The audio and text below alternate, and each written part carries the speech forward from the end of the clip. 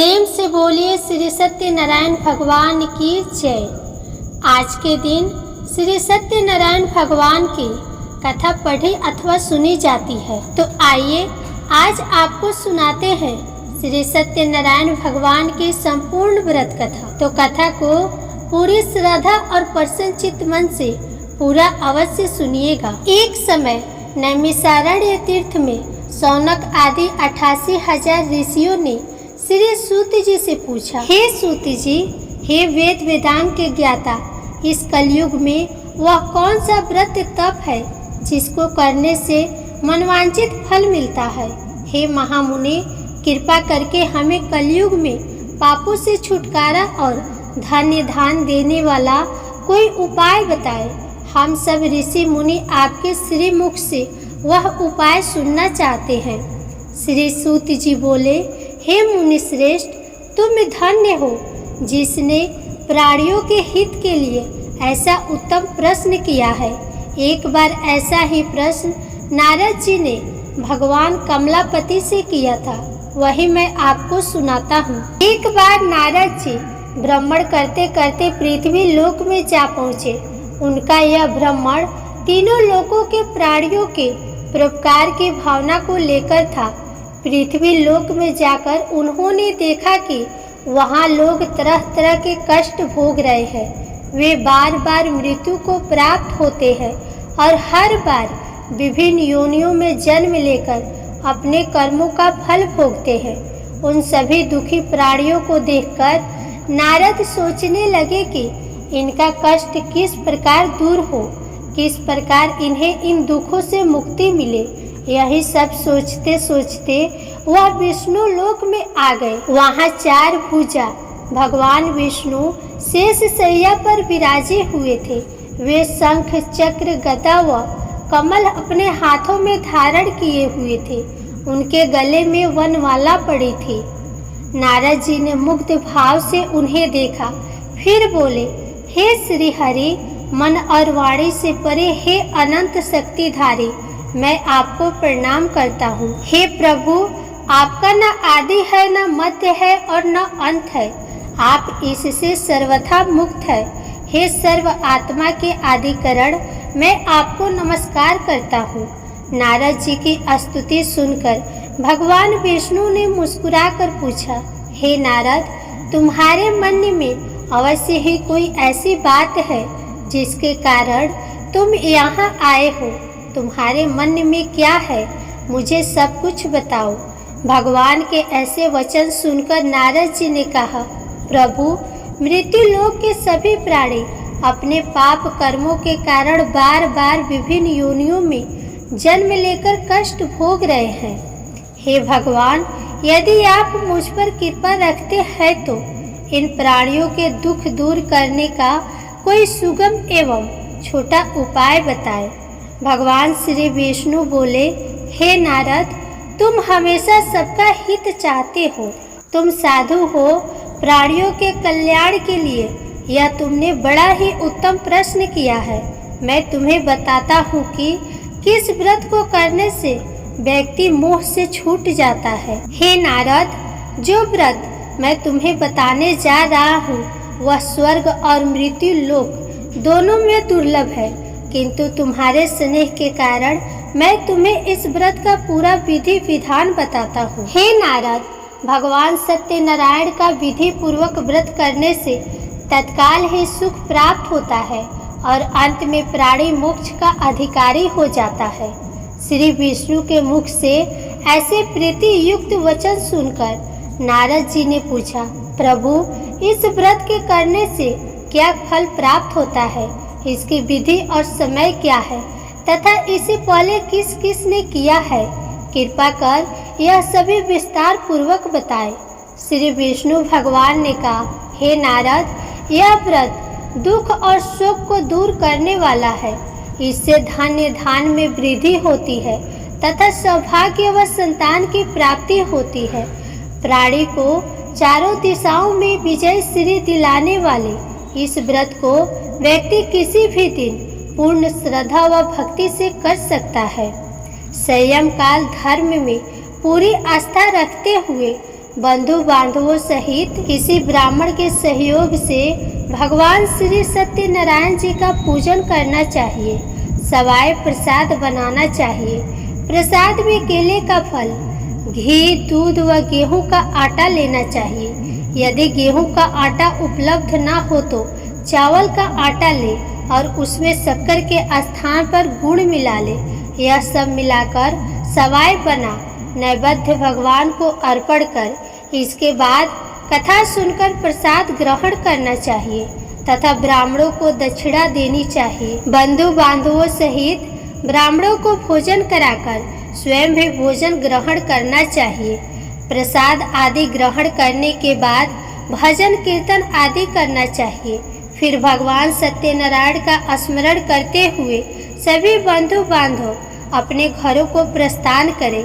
इस प्रकार जो भी भगवान श्री सत्यनारायण जी का व्रत पूजन करता है उसकी सभी मनोकामनाएं अवश्य ही पूर्ण होती है। इस कलयुग में दुख एवं दरिद्रता से छुटकारा पाने का सबसे छोटा कोई उपाय नहीं है। इसके प्रसंग में श्री सूत जी बोले, हे मुनीश्वर, पहले इस व्रत को किस किसने किया, तुम्हें इस विषय में बताता हूँ, सुनिए। बहुत ही रमणीय स्थल काशीपुरी में एक बड़ा ही निर्धन ब्राह्मण रहता था। वह भूख प्यास से दुखी यहाँ वहाँ भटक भिक्षा मांगकर अपना पेट भरता था। इस ब्राह्मण को दुखी देखकर ब्राह्मणों से प्यार करने वाले भगवान विष्णु बड़े व्यथित हुए। फिर एक दिन वे बूढ़े ब्राह्मण का वेश धारण कर पृथ्वी पर आकर उस ब्राह्मण से बोले, हे विप्रवर, तुम इतने दुखी होकर इस पृथ्वी पर क्यों भटक रहे हो? कृपा कर मुझको अपनी विपदा बताओ। ब्राह्मण बोला, हे बंधु, मैं अत्यंत ही निर्धन और दुखी हूँ। क्या आप इस निर्धनता से मुक्त होने का कोई उपाय जानते हैं? यदि जानते हैं तो कृपा कर मुझको बताएं। मैं वह उपाय अवश्य ही करूँगा ताकि मुझे इस कष्टपूर्ण जीवन से मुक्ति मिले। बूढ़े ब्राह्मण ने कहा, सत्यनारायण स्वरूप भगवान विष्णु सबको मनचाहा फल देने वाले हैं। अतः हे विप्रवर, तुम उन्हीं का उत्तम व्रत व पूजन करो। भगवान सत्यनारायण का व्रत व पूजन करने से मनुष्य के सब दुख दूर हो जाते हैं। हे भगवान, गरीब ब्राह्मण ने कहा, कृपया मुझे इस व्रत का विधि विधान बताएं। आपके अनुसार मैं उत्तम फल प्रदान करने वाले इस व्रत को अवश्य ही करूँगा। बूढ़े ब्राह्मण वेशधारी भगवान विष्णु ने उसे सत्यदेव भगवान के व्रत पूजन का विधान बताया और अंतर्ध्यान हो गए। निर्धन ब्राह्मण ने मन ही मन में संकल्प लिया कि वह बूढ़े ब्राह्मण द्वारा बताया गया व्रत अवश्य करेगा।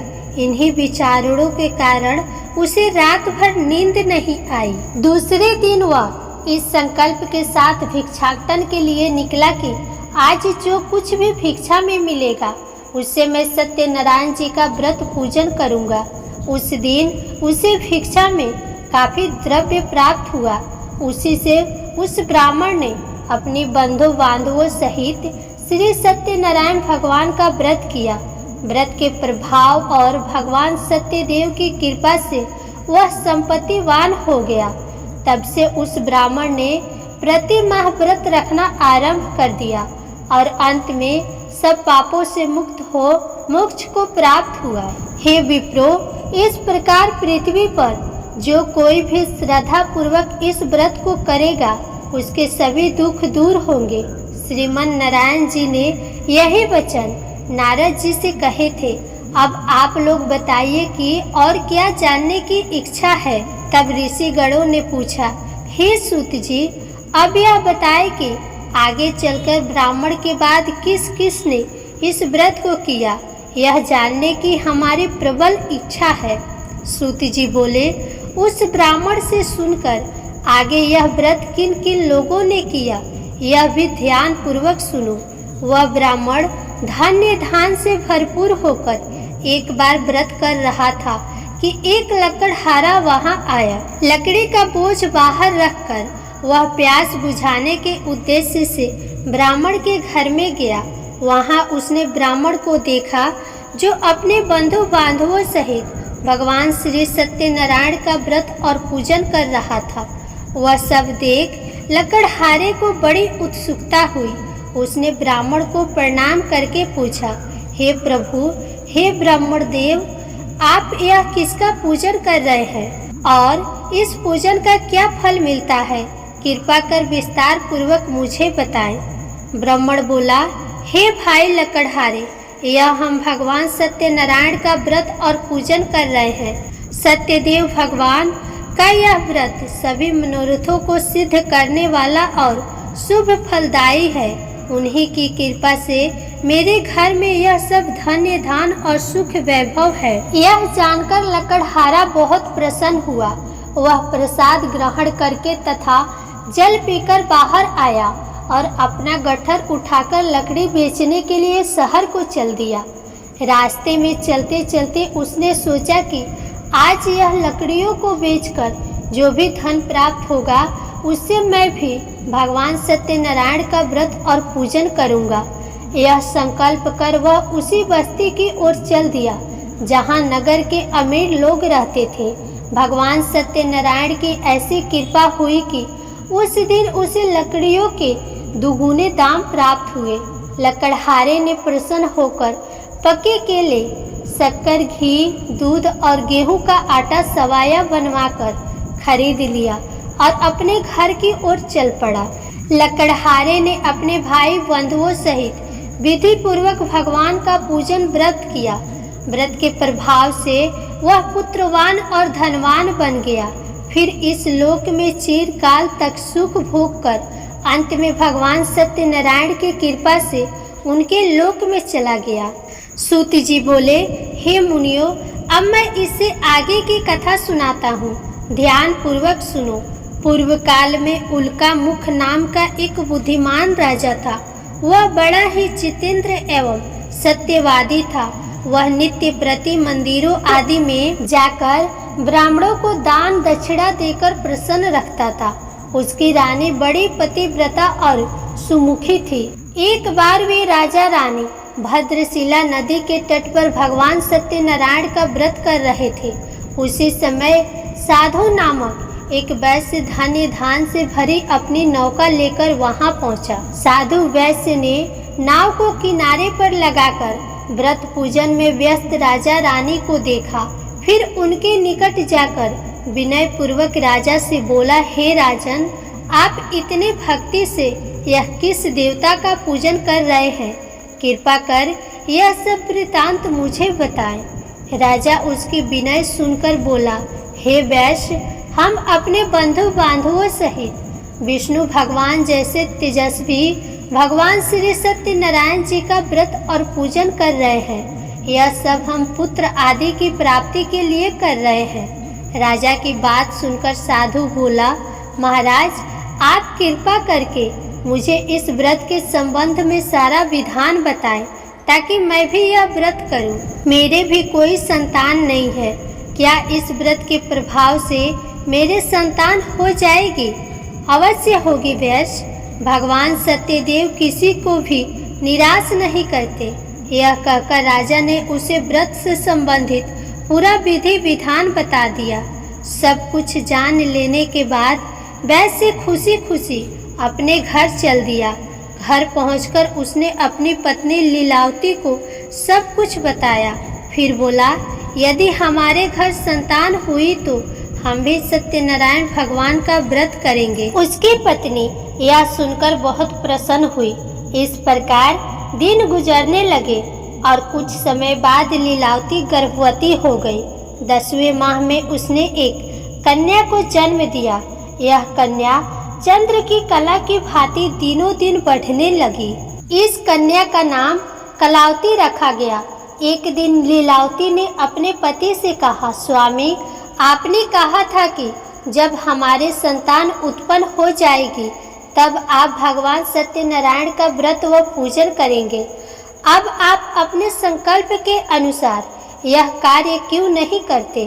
साधु बोला, प्रिय, हम कन्या के विवाह के समय यह व्रत कर लेंगे। इसके बाद वैश्य पुनः अपने काम से दूसरे नगर को चला गया। इधर कन्या भगवान सत्यनारायण की कृपा से तेजी से बढ़ रही थी। एक दिन वैश्य ने अपनी पुत्री को सहेलियों के साथ विचरण करते देखा तो उसे सुधि आई कि कन्या सयानी हो गई है और अब इसका विवाह कर देना चाहिए। अतः पत्नी से विचार विमर्श करके उसने शीघ्र ही कन्या के योग्य वर तलाशने के लिए अपने दूतों को भेज दिया। वैश्य की आज्ञा पाकर दूत सर्वप्रथम सुसंपन्न कांचन नगर को चल दिए। कुछ दिनों बाद वे वहां से एक बड़े ही गुणवान और सुंदर वैश्य पुत्र को अपने साथ ले आए। साधु वैश्य ने अपने बंधु बांधवों सहित उसे देखा और वार्तालाप करके संतुष्ट हो गया। फिर कुछ दिन बाद उसने विधि पूर्वक अपनी कन्या का विवाह उसके साथ कर दिया, लेकिन दुर्भाग्यवश उस समय भी वह भगवान श्री सत्यनारायण जी का व्रत और पूजन करना भूल गया। परिणाम स्वरूप श्री सत्यनारायण भगवान रुष्ट हो गए। इस प्रकार कुछ समय बीत गया। अब वैश्य ने सोचा कि व्यापार के लिए चलना चाहिए। अपने कार्य के प्रति वह सदा ही सचेत रहता था, अतः अपने जमाता को लेकर वह व्यापार के लिए चल दिया। इस बार वह समुद्र के समीप रतनसार नामक सुंदर और संपन्न नगर को गया। वहां जाकर वह अपने जमाता के साथ व्यापार में व्यस्त हो गया। इस सुंदर और संपन्न नगर में राजा चंद्रकेतु का राज्य था। उस समय अपनी प्रतिज्ञा से भ्रष्ट हुए वैश्य को भगवान सत्यनारायण ने श्राप दे दिया कि हे वैश्य, तू घोर कष्ट को प्राप्त होगा। एक दिन राजा की संपत्ति चुराकर एक चोर वहां से गया जहां वैश्य साधु और उसका जमाता ठहरे हुए थे। उसके पीछे राजा के सिपाही लगे थे, अतः डर के मारे उसने राजा का चुराया हुआ धन वहीं छोड़ दिया और अलोप हो गया। उसके पीछे पीछे आए सिपाहियों ने राजा का धन वहीं पड़ा देखा तो चोरी के अपराध में उन दोनों वैश्यों को बंदी बना लिया। हर्षित होकर सिपाहियों ने जाकर राजा को बताया, महाराज, राजमहल में चोरी करने वाले 2 चोरों को हम पकड़ लाए हैं, आप देखकर आज्ञा दें। राजा ने बिना कुछ देखे भाले और विचार किए आज्ञा दी कि उन दोनों को बंदी गृह में डाल दिया जाए। भगवान श्री सत्यनारायण जी की माया से किसी ने भी उनकी बात नहीं सुनी। राजा चंद्रकेतु की आज्ञा से उनका सारा धन भी छीन लिया गया। उधर भगवान के श्राप के कारण वैश्य की पत्नी भी बहुत दुखी हो गई। उसके घर की सारी संपत्ति चोर ले गए। वह शरीर से रुगड़ होकर चिंतित अवस्था में अन्न के लिए घर घर भटकने लगी। पहनने ओढ़ने की क्या कहे, घर में खाने को अन्न का दाना तक नहीं रहा। ऐसा ही हाल उसकी पुत्री कलावती का भी था। एक दिन भूखी प्यासी कलावती एक ब्राह्मण के यहाँ गई, जहाँ उसने भगवान सत्यनारायण जी का व्रत व पूजन होते देखा। उसने वहाँ बैठकर बड़ी श्रद्धा से कथा सुनी और प्रसाद लेकर रात को अपने घर लौटी। घर आने पर उसकी माँ ने पूछा, बेटी, इतनी रात गए तक तू कहाँ थी तथा तेरे मन में क्या है? कलावती ने माँ को बताया, मैंने एक ब्राह्मण के घर पर सभी मनोकामनाओं को पूर्ण करने वाले भगवान सत्यनारायण का व्रत होते देखा है। मैं भी वही थी और श्रद्धा पूर्वक कथा श्रवण कर रही थी।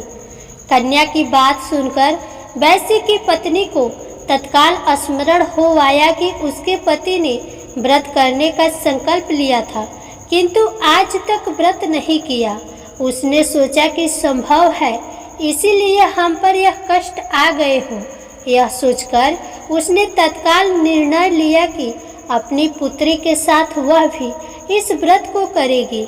दूसरे ही दिन लीलावती ने अपने बंधु बांधवों के साथ व्रत किया और भगवान सत्यदेव से प्रार्थना की कि उसके पति व जमाता शीघ्र लौट आए और प्रभु सत्यनारायण उनके अपराध को क्षमा करे।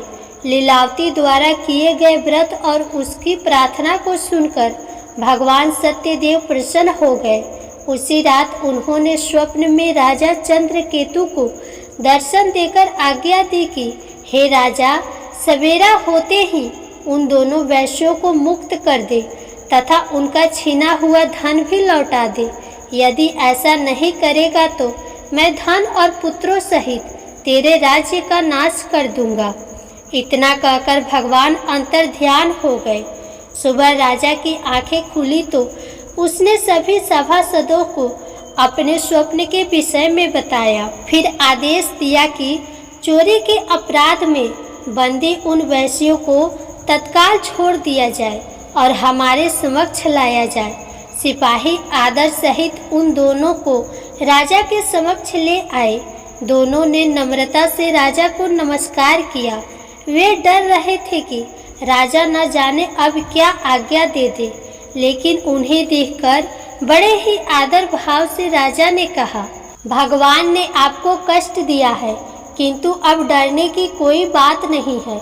यह कहकर राजा ने बेड़ियां कटवाकर उनकी हाजामत वगैरह बनवाई और गहनों वस्त्रों से उन्हें अलंकृत कर उनकी प्रशंसा की। उनका जो धन छीना था उससे दुगुना उन्हें देकर विदा किया।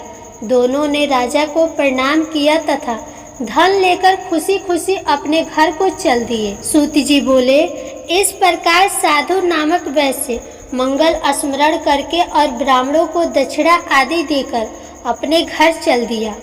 अभी वह कुछ ही दूर चला था कि भगवान सत्यनारायण ने साधु वैश्य को मनोवृत्ति जानने के उद्देश्य से दंडी का वेश धारण कर उससे पूछा, हे वैश्य, तेरी नाव में क्या है? धन के मद में चूर वैश्य ने कहा, हे दंडी स्वामी, क्या तुम्हें मुद्रा चाहिए? मेरी नाव में तो बेल पत्र भरे हैं। वैश्य के ऐसे निष्ठुर वचन सुनकर दंडी वेशधारी भगवान सत्यनारायण ने कहा, हे वैश्य, तुम्हारा कहना सत्य हो। इतना कह दंडी वैश्य के पास से हटकर कुछ दूर समुद्र के किनारे जा बैठ गए। दंडी के जाने के बाद साधु ने महसूस किया कि नाव काफी हल्की हो गई है और कुछ फूली हुई लग रही है। वह बहुत चकित हुआ और कपड़ा हटाकर देखा। धन के स्थान पर बेलपत्र देखकर उसे मूर्छा आ गई। उसके जमाता ने उसे संभाला और जल आदि छिड़क कर होश में लाया। होश में आने पर वह अपने धन के लिए विलाप करने लगा। तब उसके दामाद ने कहा, इस प्रकार शोक क्यों करते हैं? यह उस दंडी स्वामी का श्राप है। वह दंडी सर्वसमर्थ है, इसमें संशय नहीं। उनकी शरण में चलिए, वहां जाने पर ही मनवांचित फल मिलेगा। दामाद का कहना मानकर वैश्य दंडी स्वामी की शरण में गया और प्रणाम कर आदर पूर्वक बोला, हे प्रभु, मैंने जो कुछ भी आपसे कहा था उसके लिए मुझे क्षमा कर दे।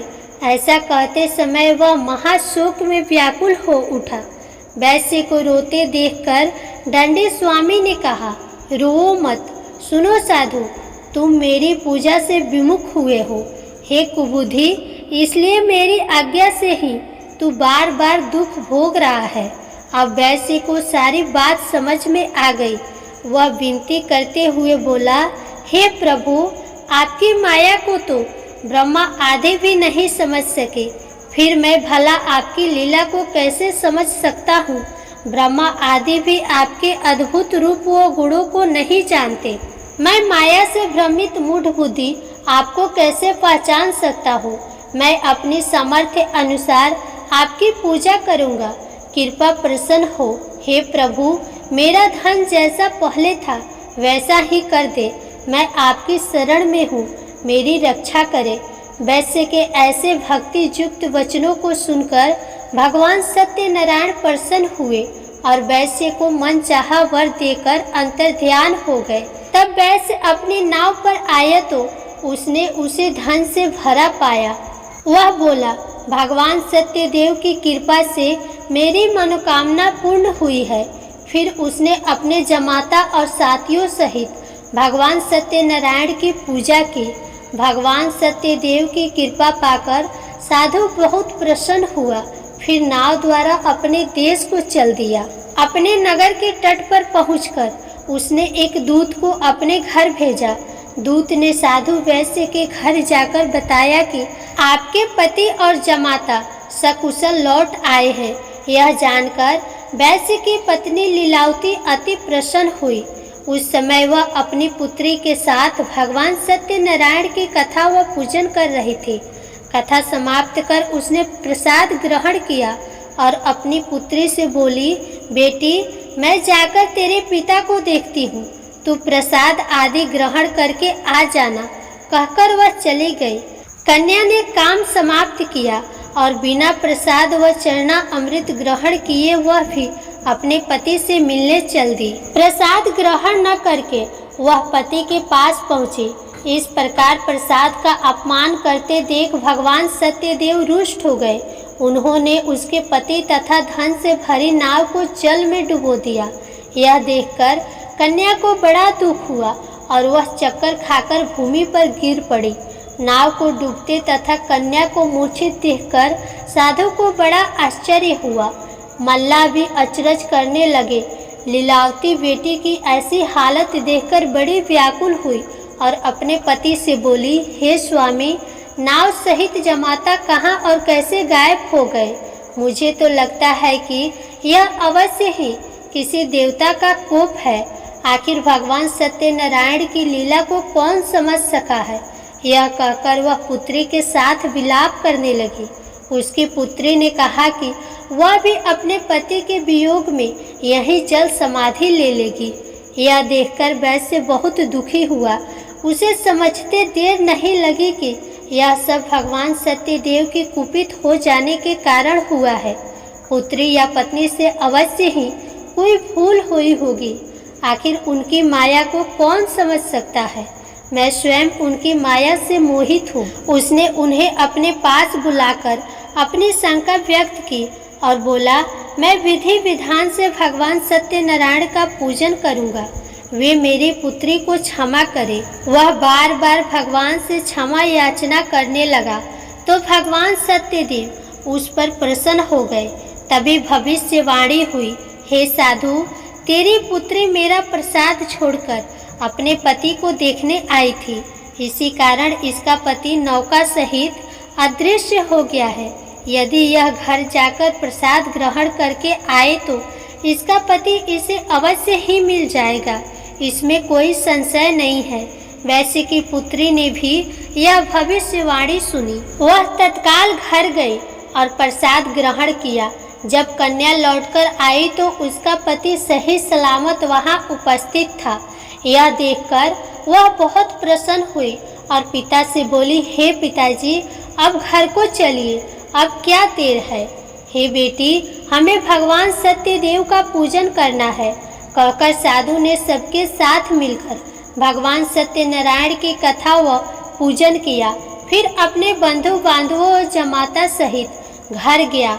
उस दिन के बाद से वह प्रत्येक पूर्णिमा व संक्रांति को भगवान सत्यनारायण का पूजन करते हुए अनेक सुख भोगता हुआ अंत में भगवान सत्यनारायण के वैकुंठ लोक को चला गया, जो देवताओं के लिए भी दुर्लभ है तथा जहाँ सत्य, रज, तम तीनों गुण अप्रभावी रहते हैं। सूत जी ने कहा, हे मुनिगणों, सुनो, अब मैं तुम्हें इससे आगे की कथा सुनाता हूँ।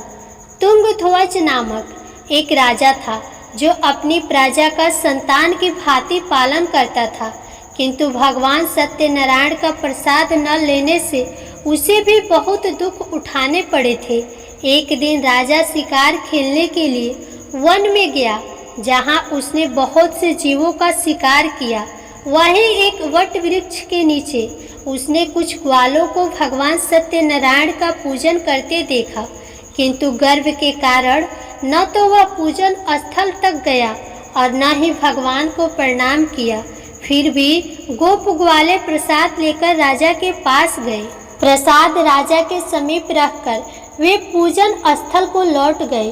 राजा ने प्रसाद की ओर देखा भी नहीं, जिसके कारण उसे बड़ा ही दुख भोगना पड़ा।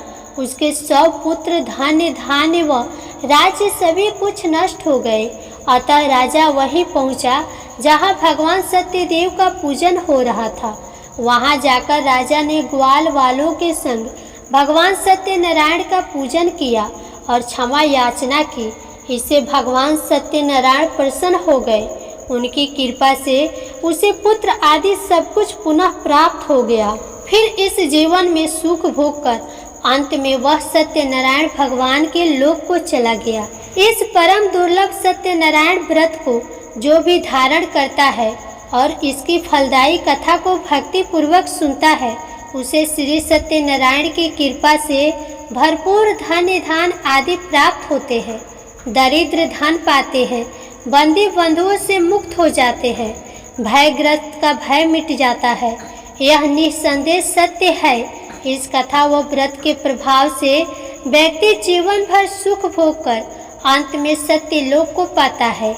हे विप्रो, यह मैंने सत्यनारायण व्रत की कथा कही।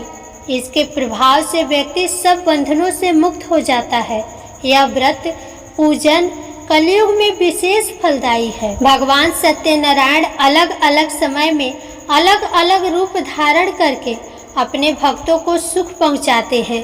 कोई उन्हें काल कहता है, कोई ईश्वर, कोई सत्यदेव तो कोई सत्यनारायण। अनेक रूप धरकर वे भी मनचाहा फल देने वाले हैं। कलयुग में सत्य व्रत रूपी सनातन सत्यनारायण ही होंगे। सभी को मनचाहा फल देने के लिए भगवान विष्णु ने सत्यनारायण का रूप धर लिया है। हे मुनिगण, जो इस कथा का नित्य पाठ करेंगे अथवा सुनेंगे, श्री सत्यनारायण की कृपा से उनके समस्त पाप नष्ट हो जाएंगे। सूत जी बोले, हे मुनीश्वरों, जिन्होंने सत्यनारायण का व्रत पहले किया था, उनके अगले जन्म की कथा सुनाता हूँ। सुनो। महान बुद्धिमान शतानंद ब्राह्मण सुदामा हुआ और श्री कृष्ण की आराधना कर मोक्ष को प्राप्त हुआ। लकड़ी बेचने वाला लकड़हारा भील गुहराज बना और श्री राम जी की सेवा कर मोक्ष का अधिकारी हुआ। राजा उल्का मुख महाराज दशरथ हुए और श्री रंगनाथ की पूजा कर वैकुंठवासी हुए। साधु वैश्य सत्य व्रतधारी मोरध्वज राज बना।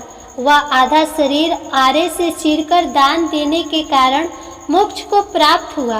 राजा तुंगध्वज स्वयंभू मनु हुए। वे सभी को वैष्णव पथ पर लाकर भगवत बना वैकुंठ को गए। प्रेम से बोले श्री सत्यनारायण भगवान की जय। जय श्री हरि विष्णु।